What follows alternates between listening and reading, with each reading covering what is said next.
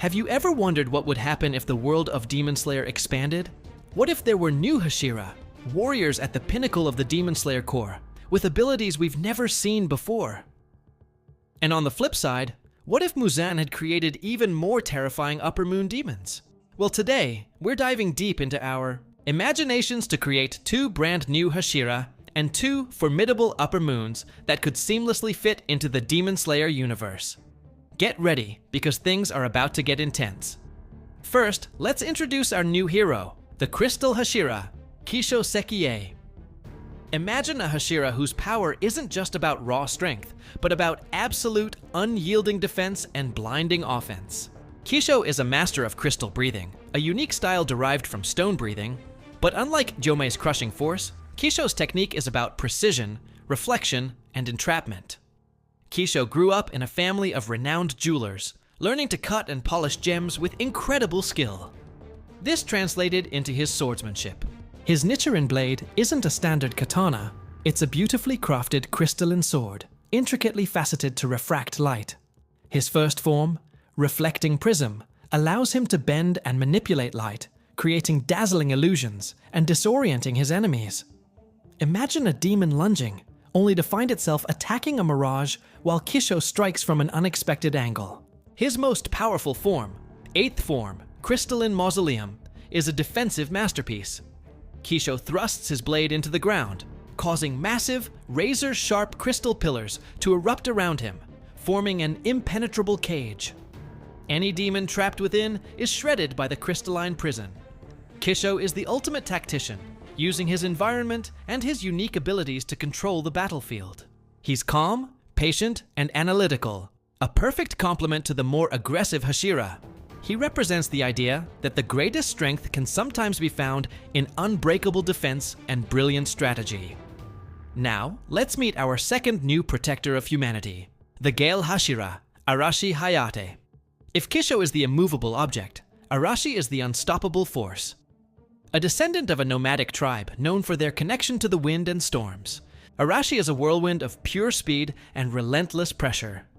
He's the creator of gale breathing, a devastating offshoot of wind breathing that focuses on continuous, flowing movements that build momentum, creating a vortex of slashes. Arashi's Nichiren weapon is unique, a pair of dual-bladed sickles connected by a long, durable chain. This allows him for incredible versatility, switching between close-quarters combat and long-range attacks in a heartbeat. His movements are like a dance, a storm in human form. His signature form, 3rd form, Raging Cyclone, has him spinning his chained sickles around him, creating a literal tornado of steel that shreds anything it touches. What makes Arashi truly special is his sensory ability. He can feel the air currents, allowing him to predict an opponent's movements before they even happen. He can sense the slightest disturbance, making surprise attacks on him nearly impossible. He's wild, free-spirited, and fiercely loyal, embodying the untamable power of a hurricane. With Arashi on the field, demons have nowhere to run and nowhere to hide from his relentless storm of blades. But heroes are only as great as the villains they face. So, let's turn to the dark side and introduce our new Upper Moon demons. First up, the chilling Upper Moon 5, Kageyama. Kageyama was once a master puppeteer in the Edo period, betrayed and left for dead by his own troupe. Consumed by bitterness, he was found by Muzan and transformed. His blood demon art is called Shadow Marionette. Kageyama doesn't fight directly. Instead, he manipulates shadows, giving them physical form. He can create an army of shadow puppets, each one a perfect, silent killer.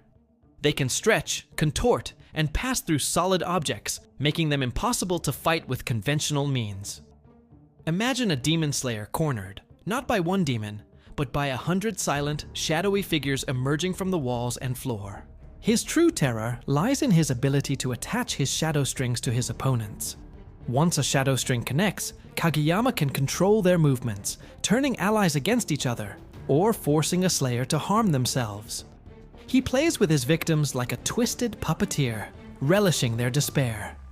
Fighting Kageyama is a psychological nightmare. You're not just fighting a demon, you're fighting your own shadow, your own comrades, and your own body. He would be a terrifying addition to the 12 Kazuki. Finally, we have a demon who would challenge even the strongest Hashira, the new Upper Moon 4, Chinmoku.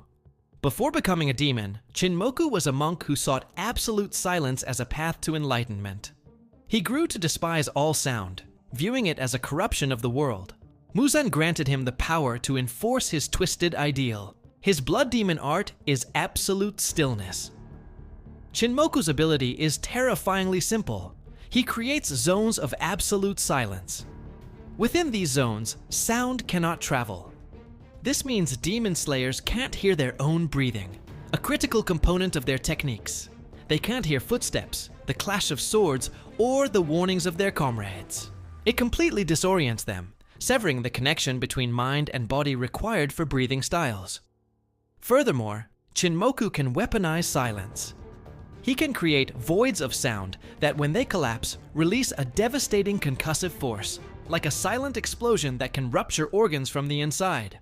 He is a calm, meditative demon who kills without a word, without a sound. He moves like a ghost, his presence only known when the world around you goes eerily quiet. To defeat him, a slayer would need an entirely new level of focus, relying on senses beyond hearing to survive his silent wrath. So there you have it. The Crystal Hashira Kisho, the Gale Hashira Arashi, the Shadow Puppeteer Upper Moon 5 Kageyama, and the Silent Killer Upper Moon 4 Chinmoku. Each one brings a new flavor of power and terror to the Demon Slayer world. What do you think of these new characters? Which one is your favorite? Do you have your own ideas for a new Hashira or Upper Moon? Let me know in the comments below. I'd love to read your creative ideas. Thank you so much for watching and diving into this creative exercise with me. If you enjoyed this video, please hit that like button. And don't forget to subscribe and ring the bell so you do not miss out on more deep dives into the worlds of our favorite anime. Until next time, stay safe and keep exploring.